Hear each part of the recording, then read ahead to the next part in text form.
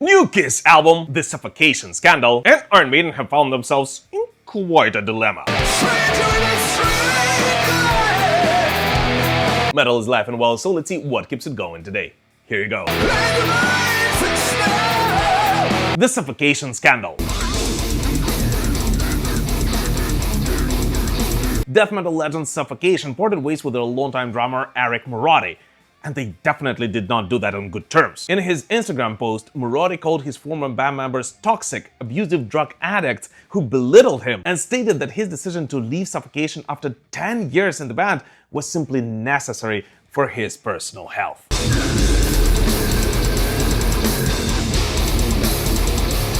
And of course, as expected, Suffocation themselves did not wait too long to respond to those claims, stating that the decision to part ways was made because of scheduling conflicts with Marotti's other band, Sungai Sagabog, and even shared an email that was sent to the drummer on April 8th, where he was notified about his firing. And which, by the way, for the record, I think is one of the coldest let go emails I've ever read in my life.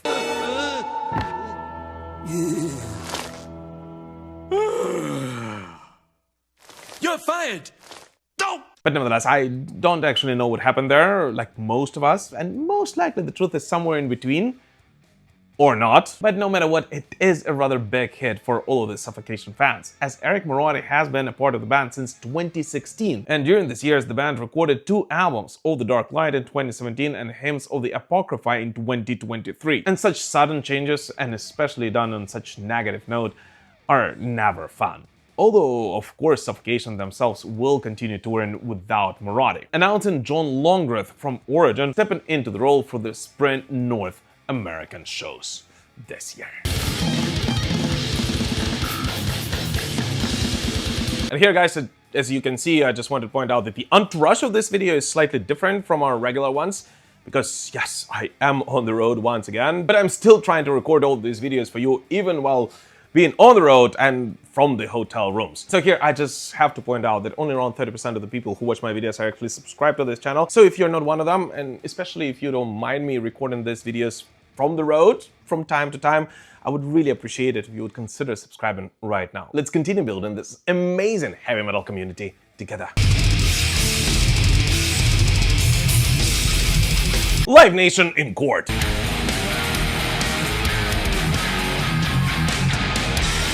Now, a big one that affects pretty much every heavy metal concert goer. A US jury has officially ruled that Live Nation and Ticketmaster operated as an illegal monopoly, overcharging fans and limited competition to the ticketing market. Yeah! No shit! Yes, that's true. And this news, of course, comes after a multi-week trial and months, if not years, of complaints from fans. And the jury concluded that the company dominated the market, with Ticketmaster controlling up to 86% of major concert venue ticketing. 86%! And then we ask ourselves, what is wrong with the current state of music industry? This is what is wrong with it! And the craziest thing is that pretty much everyone in the industry knows about it, but simply obliged to play by the rules. And the part that stood out for me personally the most in this trial were the internal messages shown in court, including employees joking about fans being so stupid and talking about robbing them blind. Absolutely openly. Yeah. Now, just to make it clear, this doesn't really mean that ticket prices will suddenly magically drop tomorrow. No. But it does open the door for major changes, including the possibility that Live Nation could be forced to sell off parts of the business, including Ticketmaster. And we finally will be able to get at least some competition on the market that will potentially, well, at some point in the future, drive the prices down to where they belong. Because yeah, entertainment, and music especially, should be for everyone. And especially when it comes to such genres of music as rock and roll and heavy metal. Because, come on, as I always say, heavy metal is supposed to be enjoyed live, in sweaty clubs and on festivals, and not online. But how the flip it is possible when a 19-year-old boy or girl is supposed to pay $400 to see their favorite band live? It's just outrageous.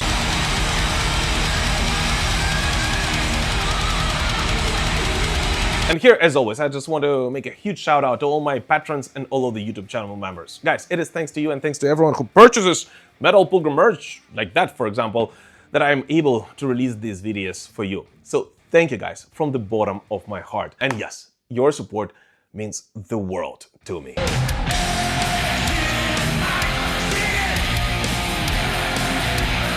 Rob Halford on KK Downing.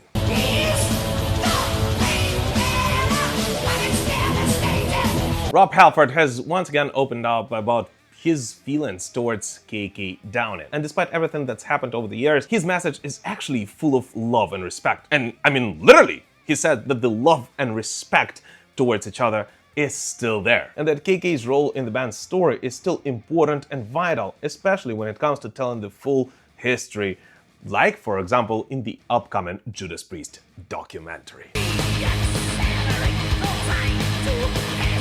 And here's the thing, I'm not even gonna comment on it properly because everyone knows that I, just like I'm sure many Judas Priest fans out there, feel like a kid of divorced parents. No, seriously, I mean, you love them both and of course you want them to be together, but still, you would hate them to do just for the sake of you being happy. But nevertheless, I think that the whole fact that the narratives from both camps towards each other and towards what happened between them over the years have actually changed quite a bit. And I absolutely love with how much love and respect both of those camps started talking about each other.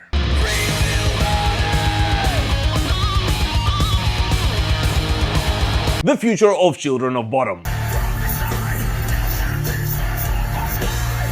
Show must go on for Children of Bodom, and this week the band's keyboardist Janne Virman confirmed that there will be more Alexi Laiho tribute shows in the future.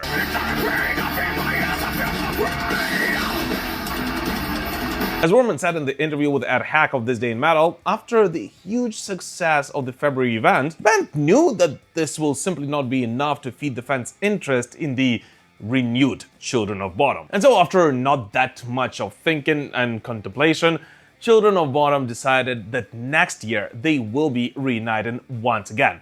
This time for way more shows, all of which will continue honoring the legacy of the legendary Alexi Laiho, and will most likely once again be held with Sami Albana replacing the legend in the band.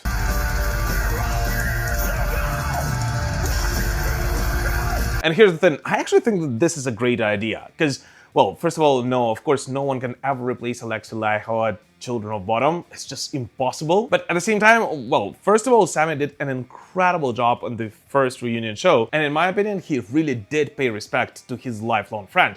And secondly, well, no matter what, the amazing music of Children of Bodom should sound live from the stage. And if the band will continue doing it with all respect to the legend they lost several years ago, I'm all in for it.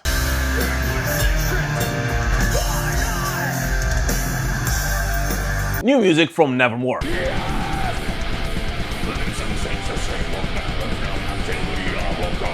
Legendary Nevermore will release some new music soon, or at least so does the band's mastermind Jeff Loomis promise. The newly reforged band will not only honor its legacy, but actually as of right now, Nevermore is already close to entering the studio this summer, and the timeline for recording their brand new album is already in place. Yet, according to Jeff, this decision to record new music with Nevermore did not actually come overnight, as he and the drummer Van Williams spent some time to ensure that the new lineup did feel authentic. And although the two original members will remain the main composers, they also do expect new members to contribute to the new material, thus transforming Nevermore into a fully collaborative unit, without, of course, sacrificing the essence of this band. Nice! But the most important thing is that, according to Jeff, if everything goes as planned, Nevermore fans will not actually have to wait long to hear brand new material from the band. As recently the band has signed a new record deal with Rain and Phoenix Music, and if everything goes as planned, the new Nevermore album is actually already set for release for the first part of next year.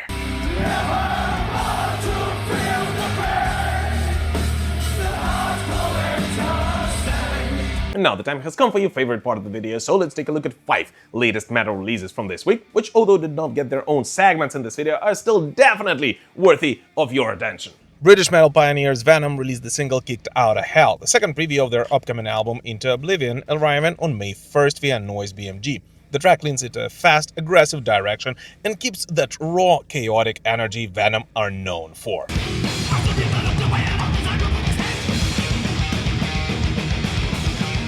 Italian progressive metal band Vision Divine released their single 18, It Feels Like Heaven, the first track of their upcoming EP A Clockwork Reverie, due on May 22nd via Scarlet Records. The release continues the band's current era with vocalist Michel Lupi, who returned to the lineup in recent years.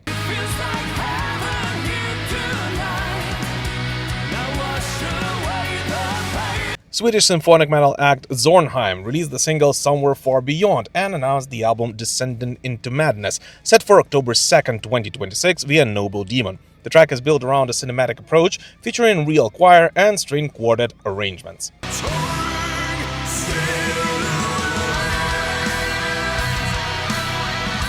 American heavy metal band Crimson Glory released the album Chasing the Hydra, their first studio record in 26 years. The CD edition came out via Brave Words Records, while the vinyl version is handled by No Remorse Records. The release marks a long-awaited return from one of the cult names in US progressive heavy metal.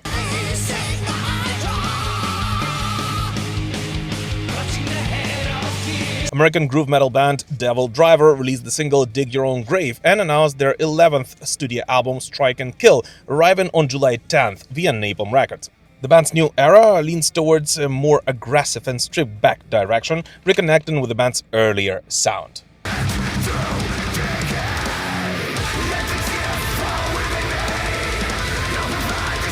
The new era of Kiss.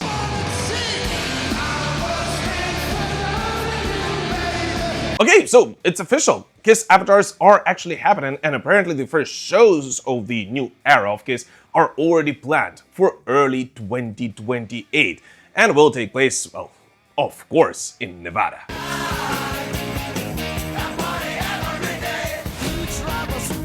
But the craziest thing is that the setlist of this show will feature not only the classics, but also some deep cuts that Kiss themselves have never played live, and brand new music by Kiss. As according to Paul Stanley and Gene Simmons, they have prepared quite a lot of music that has not been released yet, and they do plan to do it together with the release of digital versions of themselves. Meaning that either a couple of singles, or possibly even a brand new album by Kiss, will see the light of day sometime in 2 years.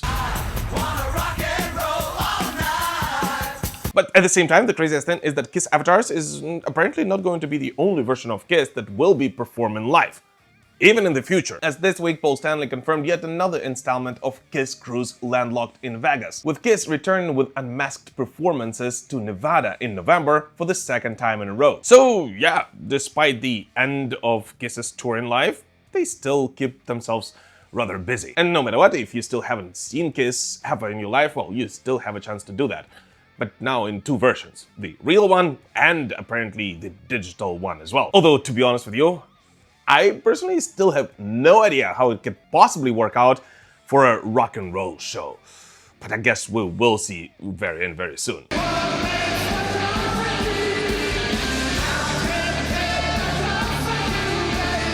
The genius Rolling Stones.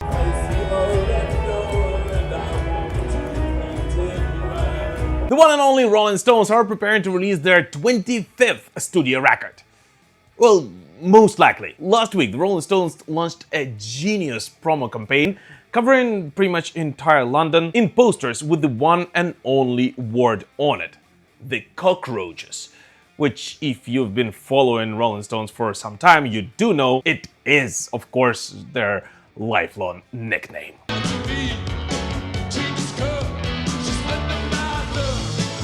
And later in the week, the Cockroaches, yes, the Cockroaches, not Rolling Stones, released a mysterious vinyl-only white label release of a brand new single titled Rough and Twisted, limited to just 1,000 numbered copies worldwide and released only in a physical format, on which, by the way, fans could also find a little QR code leading to a brand new The Cockroaches website with a bunch of hints of it actually being a part of a promo campaign for Rolling Stone's 25th studio record.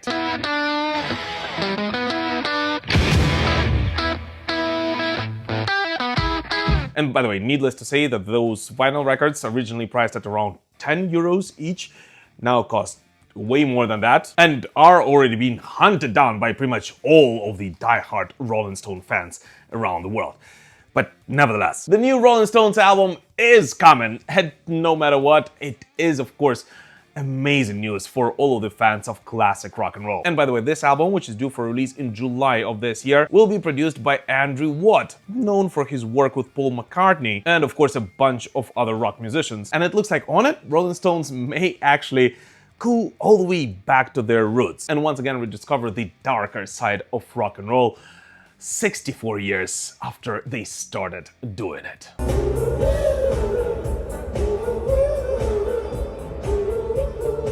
Electric Callboy release chaos.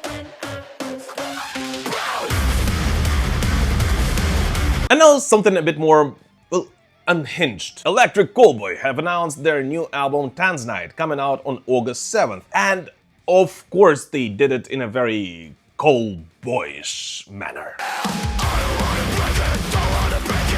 To celebrate the release, they teamed up with the popular game Brawl Stars, dropped a new single, Hypercharged, and even introduced a new character into the game as a part of the release. Because, well, why not? These guys do anything they want either way, and it somehow works. No, seriously, Electric Callboy is by far not the first band in the world to introduce techno, pop hooks, and heavy breakdowns into their music. But they are arguably the only one that somehow makes it works for years now. And fans do not get tired of it whatsoever. Quite the opposite. Their popularity is growing like crazy, not only in Europe but around the world. And I think it is actually pretty awesome. And here's the thing, I'll be honest with you.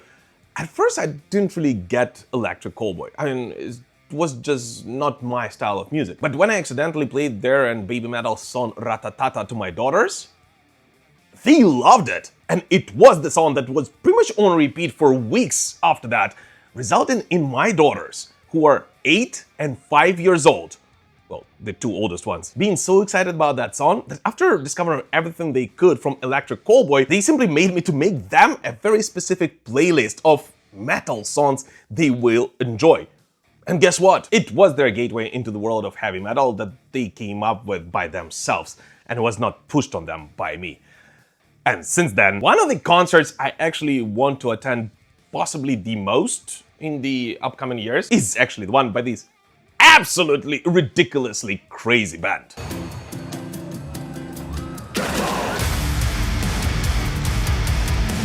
Iron Maiden Rock and Roll Hall of Fame Dilemma.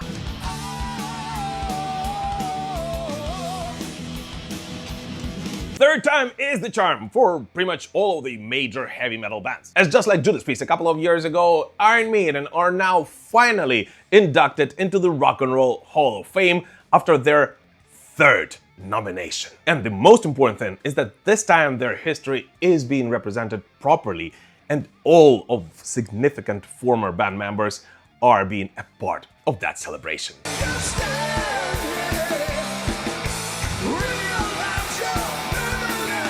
Now here's the thing, on the day of the announcement I actually released a special video explaining why this is a big deal and basically dissecting the band's reaction to this news, so I'm not gonna go into the details of it in this particular video. You can just watch that video afterwards, because I mean, their reaction, and especially that of Rod Stewart, was rather interesting. It didn't really change the narrative that Iron Maiden had against the Rock and Roll Hall of Fame for years before they finally got inducted, but at the same time, it was extremely respectful, and you can see that the boys are actually rather happy about it.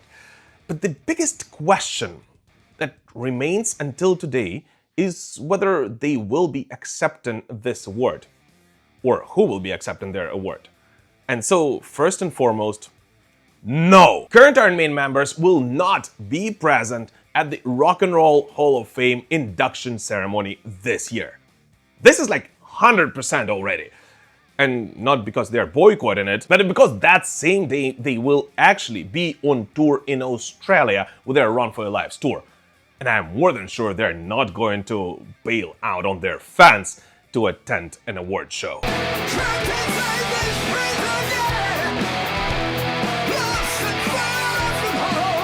A quick update for you guys. After I recorded that video, Iron Maiden actually basically confirmed that they will not be canceling their Australian tour and they will not be attending the Rock and Roll Hall of Fame induction ceremony, as expected.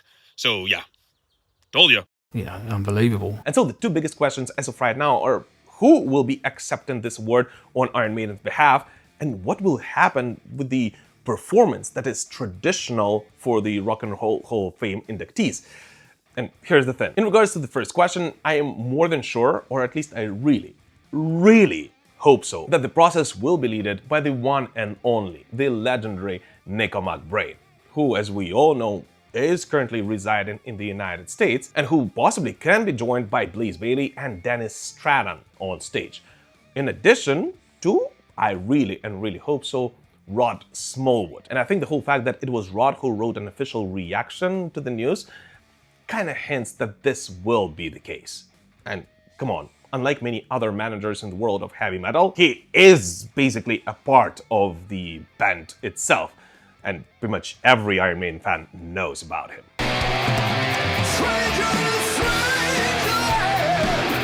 But when it comes to the traditional performance at the Rock and Roll Hall of Fame induction ceremony, I think that Nico McBrain will not be partnering with Dennis Stratton and Blaze Bayley. At least I don't really see how it might work out. And instead, I'm, for some weird reason, more than sure that there will be an all-star tribute to Iron Maiden, which may possibly include some of the band's former members and Nico McBrain. Or at least, I think that this will be the best possible way to go out of this rather strange situation in which Iron Maiden have found themselves. But no matter what anyone may say, I'm 100% sure that the band will not ignore this ceremony altogether.